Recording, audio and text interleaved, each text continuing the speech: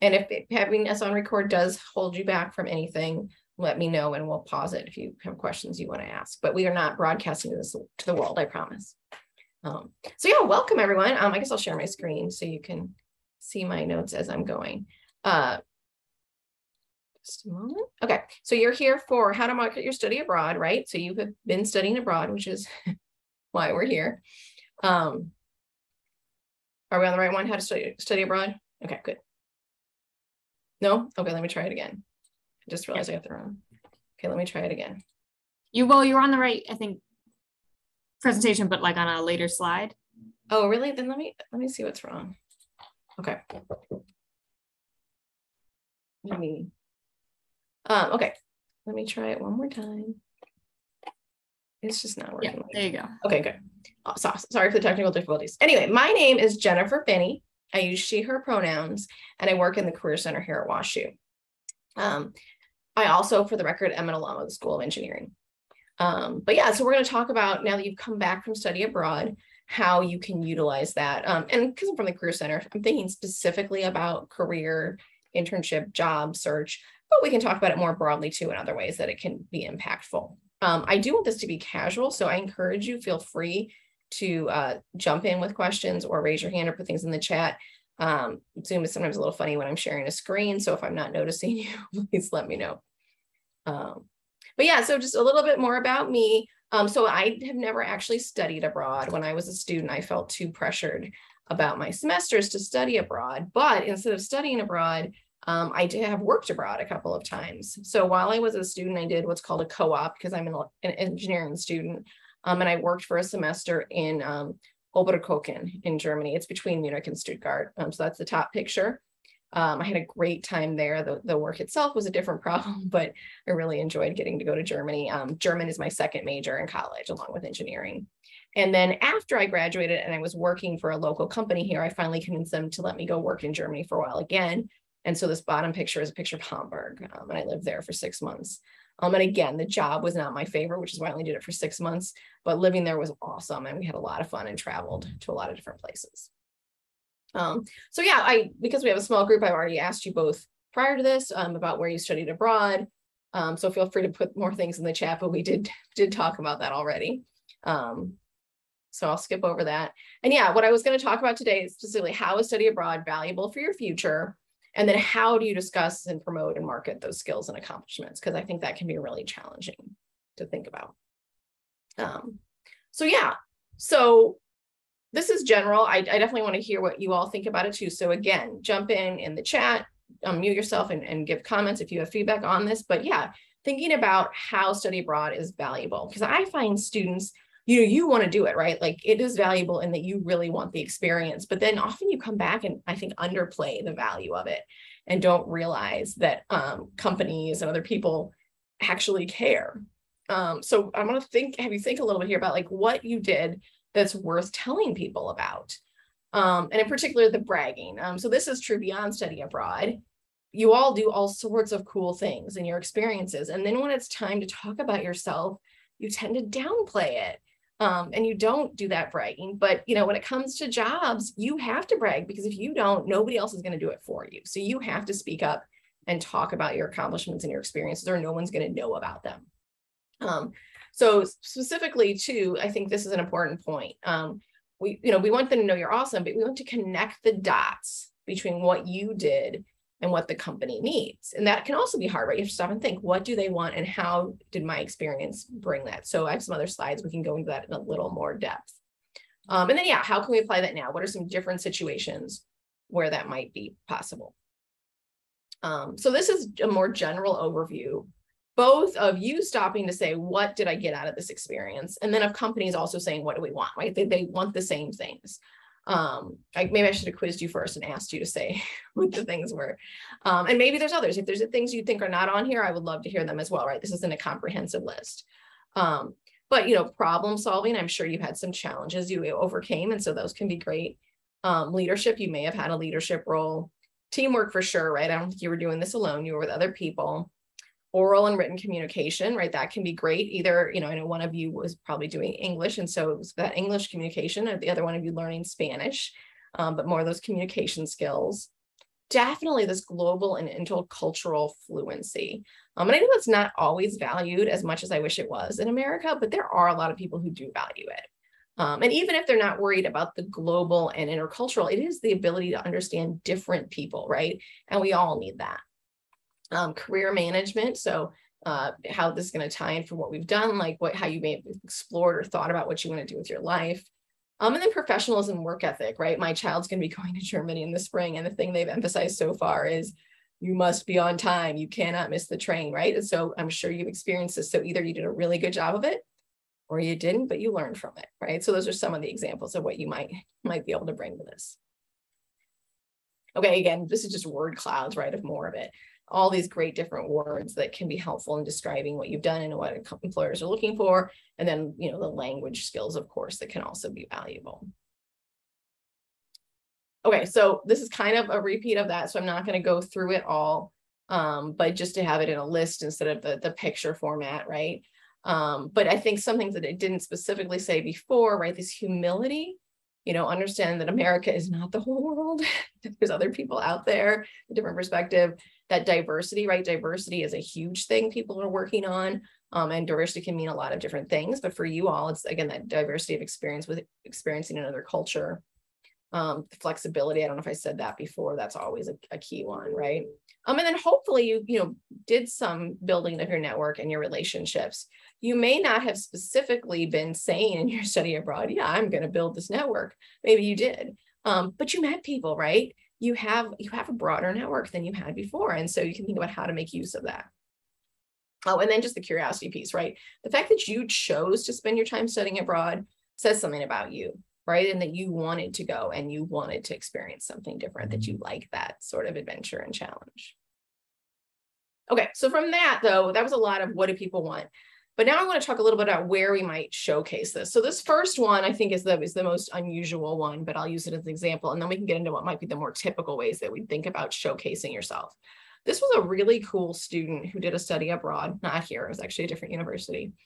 And then she went above and beyond to think about how can I communicate this with people? How can I let people see what this experience was like for me?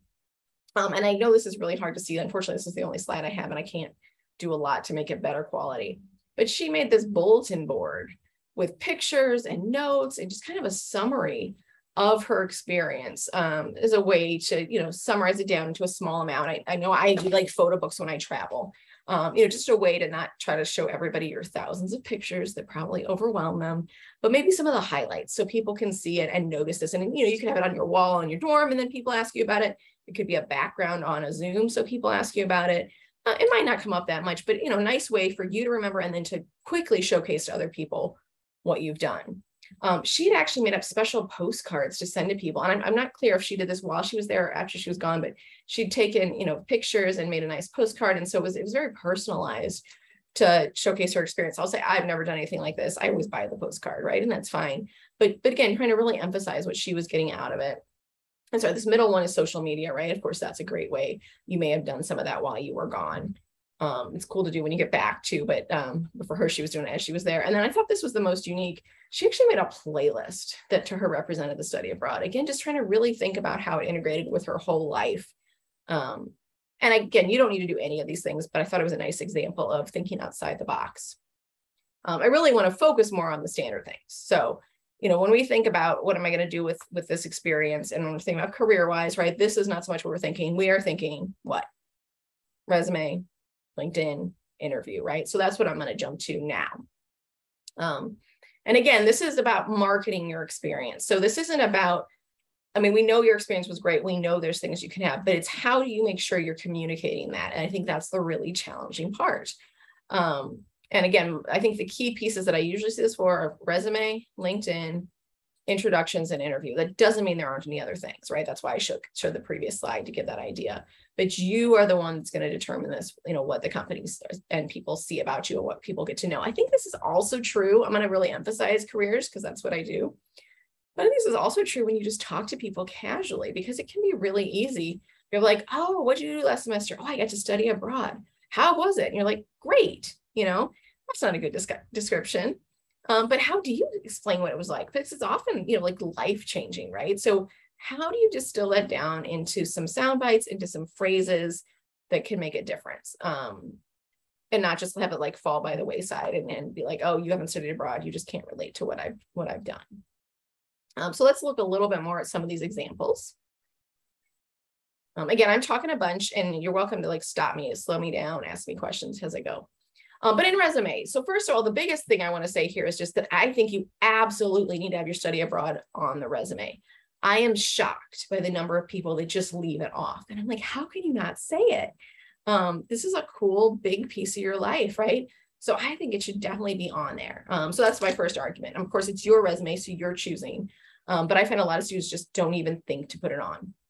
As far as what we're putting on, this is really going to depend on the type of program you've done and what was involved in it and where you want to put it. So the top one, putting it under education, I think is the obvious normal thing to do. Is when you're describing your education, you've got WashU up there first, right? And your major and your graduation date and all those good things.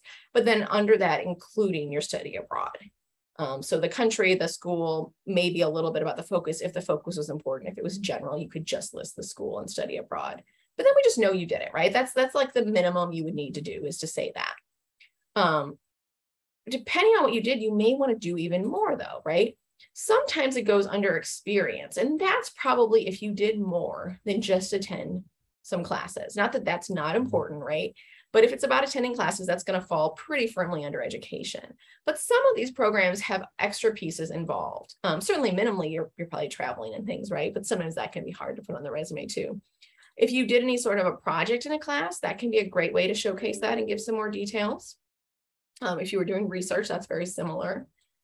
But if you had outside activities, if you volunteered with a group while you're there, that's really cool to showcase. If you were involved in activities while you were there. So those are some of the examples, and I can show some examples of how people have put those on in the past. I think the other thing that can be obvious is going to be skills. So I think Lauren said they were in Chile, right? And so the Spanish language. So I really hope the word Spanish is on here somewhere in your skills section. But of course, there could be other examples of that happen for other types of things you were studying. And this is not an all-inclusive list. I'm sure there are other ones that I am leaving out, but giving some ideas of the types of things you might think of. So then these, I think, are just some examples of what people have done. So again, that education. So having WashU, but then having the school. And this one has possibly more than you would need to, right? It's going to depend on the situation. Definitely the school, location, and the date, just like you'd have for WashU. But then they put in some coursework so we can see specifically what courses were taken. If you feel like you're taking the basic courses you have to take, I don't want to bother taking up space with that, right? That's fine. That's your choice. This person had an extra thing that while they were, or because of that, they were doing their thesis project, right? So whether they were doing it while they were there or where they came back, it was tied in, right? And so that's a different section that can be really helpful. Sometimes people do just say an education thesis, by the way, and that's fine too. But this person decided to really emphasize it and talk about the actions that were involved behind the thesis, right? Because this is really unique that they actually went and interviewed people in Scotland. Like that seemed like a good reason to explain more and qualify what you did while you were there. This is another one, again, back to that education. So we've got WashU, and then we got their study abroad in New Zealand. And this person put more in because it included a field study. And so then they were talking about like what they were doing in that field study. They did also put in the courses. But again, you wouldn't have to have this much detail. That was a very specific program where it was a little more hands-on. This is the much more basic one, right? University of Queensland semester, and they did put in a focus of what they were doing. Again, you could do that, or you could leave it out. If this focus tied into your major, maybe you wouldn't feel like you had to say it. So it's a wide range of how you could do that education section, but making sure it's in there because it's cool. Okay, then this is still education. I didn't realize I had so much. So again, same sort of thing, just some different ways that people put it. This one is studying in England. And then I guess related to it, sorry, now I'm remembering what I put in here. So they studied abroad, and it was kind of like we've seen the other examples, but then they went ahead and put in their experience because while they were there, they had an internship. Hopefully that's obvious. If you have an internship, you're going to want to put it on your resume. But again, it was a way to showcase that experience in another country, right? It's not only an internship, but it was foreign experience. And then the details are just ways we're going to describe any internship that we can always talk about. Again, basic, just showing the program. But then they were a volunteer. So that was a unique experience. They got to volunteer while they were in France. And it doesn't matter, right, if this has anything to do with your major. I mean, it does because they're majoring in French. But if you're trying to get a computer science job, this is still really cool because we would never have expected you were doing this. So if you didn't put it on here, we wouldn't know. And that can be a great story to tell, right? How many people have gotten to volunteer in another country? Not me. So that's really cool. Okay, so that was a lot of resume. LinkedIn is going to be similar, right? Your LinkedIn is basically your resume, but set up a little bit differently. So same thing, it's under education, under experience, under skills, the same things we said on the resume, but just looking a little differently. So again, just making sure to put that in there. This is, I think, really easy for people to just fail to put on their LinkedIn because you put on WashU because you got to have WashU, or, it doesn't explain very much about you. And they just forget this. So definitely adding in the school or the program that you studied abroad in. Yeah, and again, how much detail you put in. This person just listed it, semester exchange. These people actually gave some description. That's your choice, how much you want to do. But then, yeah, examples of those experience, definitely getting those into, right? Again, not for just forgetting to say those things. I do think both of these are fairly rare, so don't feel any pressure that you need to have that, right? We're just trying to make sure you're not leaving out something you did. But then, okay, sorry, so I'm jumping around. And welcome. I think we just had somebody join after class. So welcome. You've missed part of this, but that is fine. We're happy to share the recording or review any of this. But we've just been talking about how to put your study abroad on your resume and on your LinkedIn. And now I'm shifting from those materials over into more of the stories. So how are we going to talk about the experience? And so I had broken this mostly into two categories, but again, it could be in a lot of other situations too. But talking about introduction, just talking to people, and then interviews. So I touched on this a little bit at the very beginning, right? The sound bite, et cetera. So you're not just saying great or amazing, because I do think this is really, really tough. I ask you, how was your study abroad? And you say, great. You say amazing. And that's okay, but it's really hard. Where do we go from there, right? You want to be able to tell people something about it. So we really want to think about specifics about what made it great or amazing, or what's something that somebody else can relate to. So if it's a person, what can they relate to? If it's a company, what did you do on that experience that would relate to what they want to see? And again, that jumps back to some of the skills we had listed out earlier that we're looking for. Yeah, so what can they relate to? Making it about the person you're talking to and not just about you, but how can you connect those dots? I'm going to jump into some more specifics with the interviews because that's what we do in the Career Center, right? But yeah, I think in an interview, there's a whole lot of ways this can come up beyond that introduction. So if you could ask a question about when did you have to show flexibility, you probably have many examples, and they don't all need to be study abroad, but I'm sure something with study abroad required you to be flexible, right? I'm sure there was a problem you solved. Overcoming adversity, failure, challenge, oh, I lost my passport. That's awful, but it makes a great story about how you dealt with the situation. And always, with every year answering, we always want to show what you learned, what you grew, and then matching it to what they need. I did throw in here this little picture. This picture is not from us, but we do talk a lot about this method. So if you've worked with us, you've heard this before, the STAR interview method. A lot of interviewing is very open-ended behavioral questions. Tell me about a time when you had to be flexible. And, it is open-ended, so you're wondering what to say. And so this STAR method is a good way to think about giving an answer. And you could apply it both in an interview, but also, in just a discussion. When you say, tell me about your study abroad, we can think about this too. And so STAR stands for S for situation. So describing the context. If we're talking about study abroad, it would be explaining you were studying abroad and where you were studying abroad, right? T is the task. So providing details on the responsibilities. So again, what was the situation? If we're talking about flexibility, yeah, did you miss a train or was your train delayed? The basic situation, the task involved. And then the action. And this is when it really jumps into you and showcasing what you have done. Demonstrate how you responded or took charge, but coming into what you did to deal with the situation. Because that's what they want to know, right? They're not just trying to see how the whole team did or how the whole group did, but how it impacted you individually. And then result, because this is what everybody forgets. And this goes back to the bragging piece, right? When people ask you how school's going, you say, okay, or great, or whatever, but you don't go around saying, I just got an A in my physics class, usually, right? I mean, maybe your closest friends, but we don't say that, right? Because that's bragging and it's rude. But when we're talking about careers, it's not rude. You need to say that. So when you tell your story, you want to bring it down to a result. If you did get a really good grade, or if you did get to provide leadership and help the group out, like you want to pull that together. And it doesn't have to be huge, right? It could also just be the lessons you learned, what came out of it, how we wrap it up. So that's my little sidebar there. I think STAR can be really helpful, and you'll see it through a lot of our materials that we have in the Career Center too. It's a really common concept. Okay, so I guess, yeah, that was mostly what I said about that. We could jump into this more and talk kind of individually, see what examples you might have, questions you might have, and how you might bring this up as some examples. So maybe we'll come back to that. Beyond that, I also just wanted to throw in, I think this is less of the focus, but it's important to think about, how you can keep this in mind. Because you were abroad, how can we leverage that, right? Not just what were your skills, but what else might it open up? Sometimes future opportunities. Now, I don't know, I didn't ask if any of you were interested in working abroad, but that's one question, right? Now that you have been abroad, if you want to work abroad, again, you've already started to build up that network, and that can be really helpful. So people, you may know organizations, you may know how the company works. So thinking about how that may impact you with future opportunities, but also, of course, it might just help you here in the US, right? Those connections somewhere else can still be really beneficial here as well. Welcome to people who are just joining now. You're welcome to come off mute as you have questions, but yeah, otherwise, if you can mute yourselves. We're kind of getting to the end, but then that'll be fine. We'll open it up for questions and can review any of this. References, referrals, and networks. So again, the network I was talking about, but yeah, you can use this, right?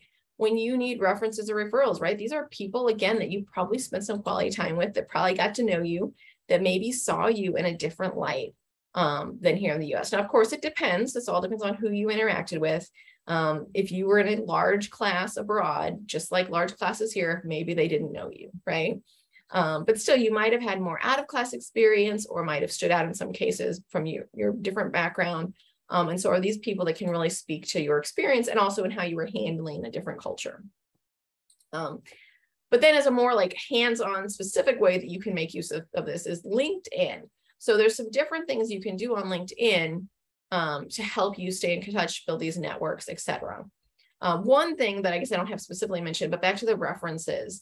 If somebody is offered to be a reference for you, or you want someone to be a reference, LinkedIn can be a really nice way to do that generally. I don't know if you've seen that feature on LinkedIn, but you can give people references and they can reference you. They can talk about their experience with you.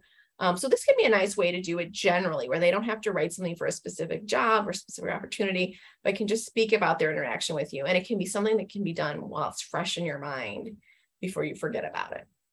Definitely not required, definitely not critical, but a nice way to save that information. But then I would encourage you to make use of these different options to connect with people. So I mentioned there's a Washington University page. If you search Washington University in St. Louis on LinkedIn, you'll find our page, and that lets you go in and connect to alums. There's an alumni tab for that. There's also a separate Washington University alumni group. If you search this phrase exactly, that will come up. And that's a group. So the page, right, is information about WashU. It's where you can get a lot of information. The group is where you could actually join the group and connect and interact with people. And by the way, you're not alums, but you can still join it as students. And then this is what I want you in particular to think about, is where you could leverage your LinkedIn with other international groups. So you might join groups for that country you were in, or a country you want to go to, as a way, again, to make broader connections. You can join all sorts of groups. You can join groups related to your major, groups related to interests, but that international piece or that language piece can also be really valuable. So yeah, I just had some examples here. There's a lot of expat groups. So expats in Thailand, expats in Germany, expats in Netherlands, right? That can be a way to connect with people who've lived abroad. Things about jobs, right? Canada recruitment. And you can find these for all sorts of different things, right? I have one really specific one here, Canada Management and Technology Blockchain. That's pretty specific. So looking for these groups can be a really great way to leverage some of that. Okay, and then these slides are really more about if you're going abroad. So I think I'm going to skip over them now because you've already done it. But now we're on the after part, right? So you've probably already done some of this. But yeah, again, this debrief is what we've really been talking about, making sure you're adding the experience to your resume, thinking about the stories that you're going to tell from it in interviews that you give. And then, of course, chance to mentor other students. So students who are going to go abroad or who went abroad but haven't thought this through. Reviewing, again, don't lose touch. So using that global network. and thinking about future opportunities, and really thinking again how you've grown. So we talked earlier about lots of the different kinds of soft skills, but even confidence, right? Now that you have been more on your own in a different culture, hopefully that's really added to your confidence and feeling like you can accomplish more things. All right, and then I'm going to switch gears. I'm going to put in a couple plugs for Career Center stuff, and then we'll jump back to questions and more discussion, okay? So this is a general slide about things we do. Hopefully some of you have already engaged with us, but if not, it is never too early, never too late to join in and talk to us. We work with all students, and we work with you while you're students, but we'll also work with you after you've graduated as well. So you can learn about industries, we can explore, if you know exactly what you want to do, that's great, and we'll help you. Or if you're like, I have no idea, but I need to figure it out, we'll help you do that as well. And so there's self-assessments, there's events, there's groups, career fairs, etc. Trying things out to get experience and figure out what you like, connecting, which I really emphasized, working on your materials, and then advising. And I'm going to repeat some of that, but in more specifics here. So if you're thinking about careers, number one right now is Handshake. You should all have gotten emails from us saying that we just switched to this new system this fall. So if you haven't already, log in your Handshake profile, because that's where all of our job postings and our events are. We have our fall career fair on September 22nd. That is a week from tomorrow. Again, all that information is in Handshake, but it's also on our website. The career fair is not the only way to get internships and jobs, right? It's just one step, but it is an important step. So I want to make sure you all knew that. We do one every semester, so there will be other opportunities. This one's pretty exciting because it'll be our first in-person fair in a couple of years. And if you feel nervous about that, you are not alone. Almost no one on campus has done an in-person fair. And we have a bunch of prep sessions for that. Again, it's back to Handshake. There's several, like the next several days, there's one every day, some in person, some virtual. So check those out if you want to find more about that. And then meeting with us. So this is a general link here to schedule an appointment, both for this individual appointments, but also drop it in live chat. So we've talked a lot today about adding your experience to your resume in particular, and also LinkedIn. So if you want help with that, you don't need a full appointment for that. You're always welcome to make an appointment, but the drop in live chat are going to be the way to do that quickly. So you can walk into our Duck office every day during business hours, and someone is waiting to help revise your documents. That is the Danforth University Center, right over here by the food on the first floor, hopefully pretty easy to find. If you don't want to come to our office, I don't blame you, I understand. Live chat is also great. So live chat has more limited hours. It's 11 to 1 weekdays, but you can go on our website and click the chat button and ask for help that way as well. So those are going to be really good, really fast ways to get reviews of your documents. And then for more in-depth, like I really want to dig into what am I doing with my life, then I recommend making a full appointment. Okay, so that was the presentation. I know it was quick, but I want to give time. I'm hoping people will be interactive. If not, we can jump back and review some things. This is my contact information. I am always happy to talk to you. You're welcome to email me. You're welcome to make an appointment with me. I will say I tend to get really busy. We have lots of other awesome advisors that can help as well. You don't have to talk to me. So feel free to talk to somebody else, either because it fits better in your schedule or they're available sooner, or because they have a different focus.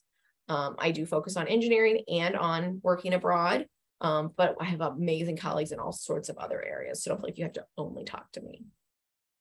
Yeah, so with that, I'm going to go and ask for questions. So if you all want to put things in chat or raise your hand, actually, I'm going to stop sharing because I can see easier all your faces and questions that way. I know we got a couple of you added after we started. So one of the questions we just said at the beginning was, where did you study abroad? And was it a specific program or general classes? So if you all wouldn't mind either putting it in the chat or coming off mute and sharing with us to hear what your background was. Maybe I'll stop recording too, in case that makes you more likely to talk.